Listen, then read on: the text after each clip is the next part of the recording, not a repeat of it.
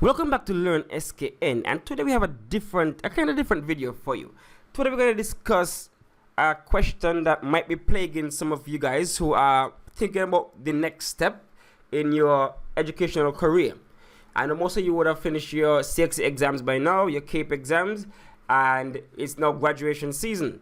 And so some of you have a next step to take. So you might be wondering, is a college degree worth it in 2023 and beyond? Should we still consider a college degree the next step? Is it really worth the effort and the cost? Now, a lot of research have been done, not in the Caribbean per se. I haven't come across any, but in the United States. And the quick answer is that yes, college is still worth it. It is still worth it today, because for one, based on research, they would tell you that a college graduate, a bachelor degree, a whole of a bachelor degree generally earns 75% more than those with just a high school diploma, right? According to the College Payoff, a report from the Georgetown University Center on Education and Workforce, and the higher the level of education attainment, the larger the payoff. So you go from bachelor's to master's to PhD on that level, and you tend to get in more money incrementally. Of course, based on the degree you choose. We're going to discuss that later on. They say finishing college puts workers on track to earn a median of 2.8 million over their lifetimes, compared with 1.6 million if they only had a high school diploma, the same report found. So they are saying a median, and for those who did our maths, we know the median would be that one in the middle, and so you would have persons earning more and persons earning less. So 2.8 is not bad, right? Person earning more, earning less. So the numbers is saying that it is worth it. Now the rub here now is based on what degree you choose, because all degrees are equal. So the next question would be, should I do a 4-year degree, or should I go to a tertiary level skills-based or certificate-based institution? Because a lot of the skill-based entities can earn a lot of money also without that heavy cost of the 4-year or 3-year in the Caribbean bachelor's degree or master's degree, right? So you go to your plumbers, you go become a plumber, a mason, an electrician, a welder, metalwork, those kind of things. Persons with hands-on skills, carpentry, those kind of things, painting, those kind of things. Those technical skills can earn a lot of money also. So don't think that your path would just be a 4-year degree if you go to the United States, or a 3-year degree if you go to University of the West Indies in the Caribbean, right? That's not the only path you can take. You can go technical and do some certificates and things like that. But nonetheless, we're saying here, research is saying that a college degree is still worth it because you're on track to earn more. And so right off the bat, you're going to get paid for your qualifications based on the job you're going into. And if you look at some of the applications and the job things out there, you'll know that most of them require, the job advertisements, they require a bachelor's degree for certain level of payment.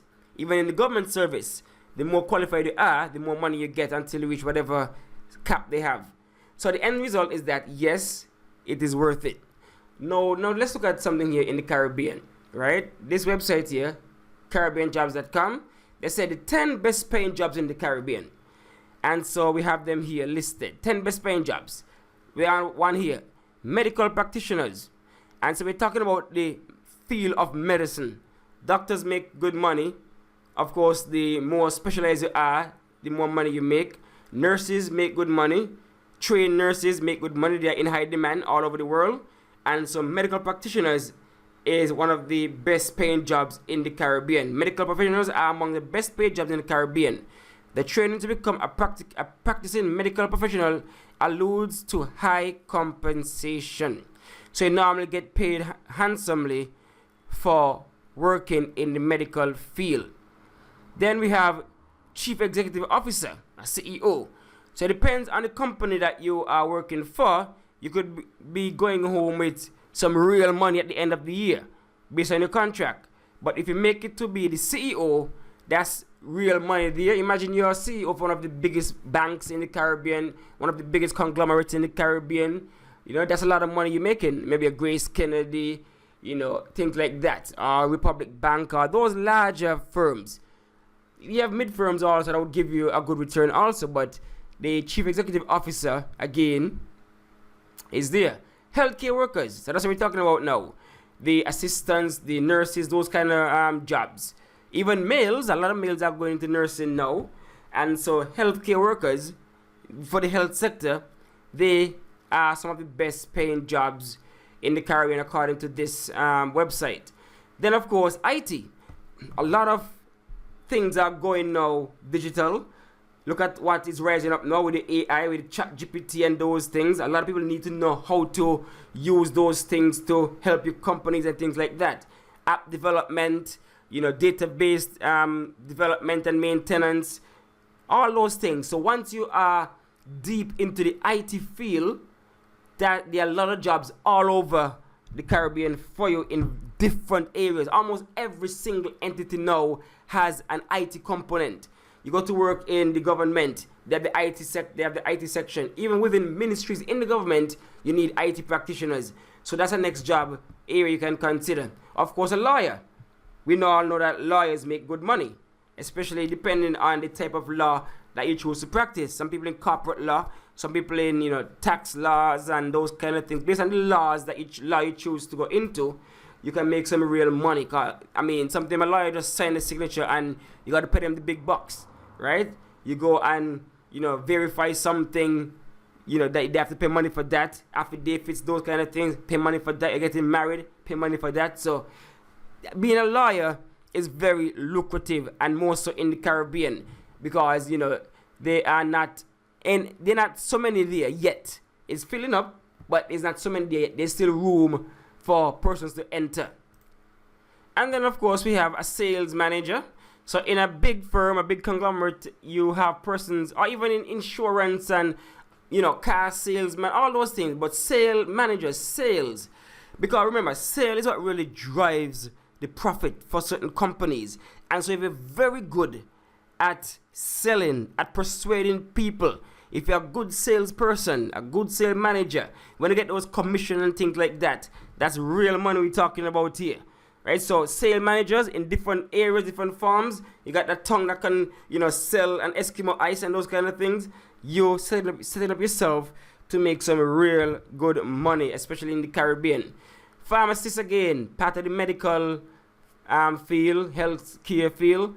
Money to be made in being a pharmacist, because you realize that they are kind of scarce. If you go in the Caribbean, pharmacists are kind of scarce, and so they get paid good money because their skills are in high demand. So that's the next way you can look at. Then of course, accountant. This is one job I always say is somewhat recession proof, being an accountant, because we're saying in times when things slow, you need somebody to tell you how to save your money. When things fast, you need somebody to tell you how to spend your money, your budget and things like that. So there's always a job for an accountant. Look at how the economy is going up, down, left, right. Money is involved in this particular sector, especially if you reach all the way up to CPA and those kind of things. Then you can do a little side auditing for different companies, so you can make money on your main job and still do a little side hustle where you're auditing persons, small businesses and things like that, keeping their books. So once you figure out that whole accounting thing, that can unlock a lot of potential to make serious money, especially here in the Caribbean. Of course, you have financial advisors. All right, so there are persons who go study finance and things like that, and then they are the ones who would advise persons and companies and business how to invest the money, what stocks and those things that they should go into, how they should, if you get an inheritance, how you can spend it, invest it, things like that. So a lot of people are becoming more financial literate, and so we need more persons who have that know-how to tell us how to, control that money. You have HR manager. Almost every company needs an HR manager. And HR managers have to do so much. You have to be the ones who are looking out for the workers and still looking out for the company and things like that. They have to have that balance. They are responsible for training, hiring, training, firing, complaints, those kind of things. So once you're able to unlock that skill, then you'll be in high demand, because like I said, almost every single entity, organization have humans working for it. And so a human resource manager is always in high demand. So let's look at some other information you might find useful. So let's look at this article here from Career Karma. This is a website that tends to, try to do headhunting and things like that, give you advice in the career and stuff like that. So what are the best majors for undecided students? How undecided students can find jobs? So if you go down the list, right? Let's look at this one. What are the best majors? We have biology, average salary, 95,000. That's in America. And of course, biology if you do an undergrad in biology, you can go and do, your pre-med and those kind of things. Become part of the medical fraternity, the healthcare fraternity, that kind of thing. As I said before, IT, computer science, 87,000. Economics, because you can study econ. There are so many different schools in economics. You can be a macroeconomist to work in a business, a macro to work in a government, a microeconomist to work in businesses. You can be a developmental economist to study human behavior and things like that. You can be an environmental economist. You can be an agricultural economist. So there are so many aspects of economics that you can do. History is normally one of the baselines of persons who want to do law. And so you can propel yourself into law by doing history. Then you have business administration. That can lead to an MBA, and that can lead to becoming a CEO, CFO, whichever one. Right? You have psychology, English literature, sociology, communications, political science. Right? So when it comes around some of these here, it all depends on what you do with it after. For example, sociology. A lot of social workers and things like that, they don't really get much money. But sociology can lead to jobs in psychology, and you are able to understand how the society, how society impact people and that kind of thing. Right? So it depends on what you do with it. And so that's an idea of some of the majors we are undecided. And then we have our next article here. Let's get this one from this website here. 25 best lucrative majors for lucrative careers. So if you just skim down the list fast, again, this is based on America's information. Computer engineering, because once you do computer engineering and those things, you have companies like Google and Amazon and Microsoft and Facebook and Twitter and all those companies that are really the big cheese in America right now, in the world. Apple, the largest company, is more computer and that kind of thing. Microsoft, $1 trillion company. All about computers and apps and those kind of things. So that's not a bad way to go, right? You have computer science again, the same realm, same things apply that I just mentioned. Electrical engineering, we have chemical engineering. So there's STEMs coming out at you. So you realize how STEMs can cause to make a lot of money. Aerospace engineering, mechanical engineering, industrial engineering. So it's the engineering.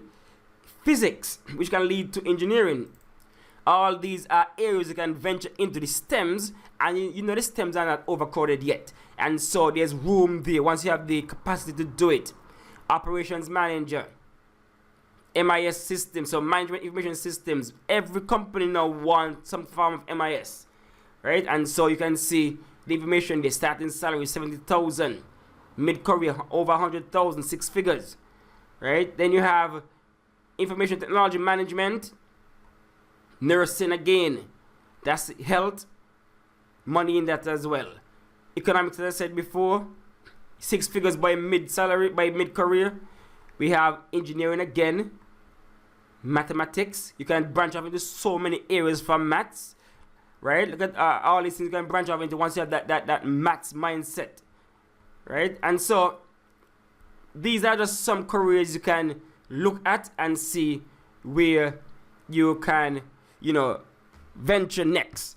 And of course, some of us are not motivated by money or anything like that. We have passions, and so you may want to look at our passions and go in that area if you so desire, right? So is college worth it? Yes. It depends on what you choose. As you can see, STEMs tend to be ruling right now. Some of the biggest companies are persons who would have gone into computers, computer engineering, computer science, those kind of things. So you have these things to use the summer to think about.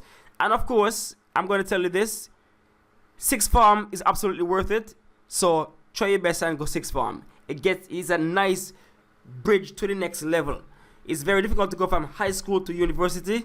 You have so many things you have to change in your mindset, the way in which you have to be more self-disciplined, manage your time. So I would advise anyone to go to sixth form, do your CAPE. Some of the CAPE subjects are harder than level 1 in university, believe it or not. So CAPE would really prepare you in so many ways for the next step to university. In terms of you relying on yourself, you be more self-disciplined, manage your own time, fight for your own rights, things like that. That can really be a benefit. So I would advise anyone to go to their sixth form and then contemplate where they go next after that. Alright, so I hope this information is useful for some of you guys out there, and so you would know, try to help to inform what your next step is. Alright, now I'm going to be producing some more of these kind of videos now that the exam season is over, so just look out for them. Thanks for watching, thanks for listening, and subscribe and share. Let's get the channel up and growing further.